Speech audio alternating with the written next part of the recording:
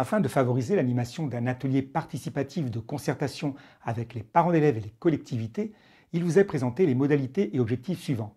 Le pilote de la concertation, qui peut être le directeur d'école, le chef d'établissement ou tout autre personnel nommé pour cette mission, réunit des acteurs et partenaires locaux, collectivités, parents d'élèves, etc., afin d'échanger sur des problématiques et définir des pistes d'action à mettre en œuvre.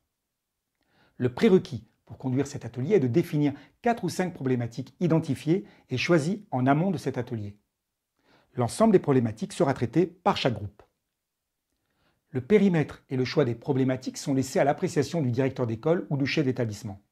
Cependant, préalablement à la mise en œuvre de ce temps de concertation, un atelier spécifique peut être réalisé avec les membres de l'équipe éducative pour définir un certain nombre de problématiques propres à l'école ou l'établissement.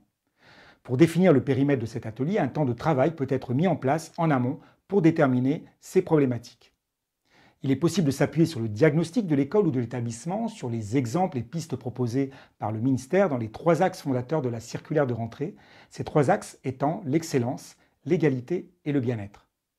Il sera aussi nécessaire de définir les objectifs de cet atelier participatif dans le cadre du projet global et en déterminant un ou plusieurs angles d'exploration tels que temps de l'élève et des personnels, les espaces, les liens avec les parents ou les partenaires, etc. Cet atelier participatif est conçu pour un ou plusieurs groupes de 20 participants. Ces participants sont choisis par le directeur d'école ou chef d'établissement. Ce sont des acteurs locaux des collectivités territoriales, des partenaires, des parents d'élèves. En fonction du nombre total de personnes présentes, il est conseillé de réserver des salles pour chaque groupe et de prévoir un facilitateur par groupe. L'animation de l'atelier est assurée par un animateur qui est le pilote de la concertation, directeur d'école ou chef d'établissement, ou la personne à qui est confiée cette mission d'animation. Les facilitateurs éventuels de groupe sont des personnes accompagnant l'animateur pour faciliter les échanges et permettre l'expression de chacun des participants. La liste des problématiques a été déterminée en amont de cet atelier et le nombre de sous-groupes dans chaque groupe de 15 à 20 participants dépendra du nombre de problématiques. Il est conseillé de prévoir 4 à 5 problématiques pour créer des sous-groupes avec un nombre de participants adapté.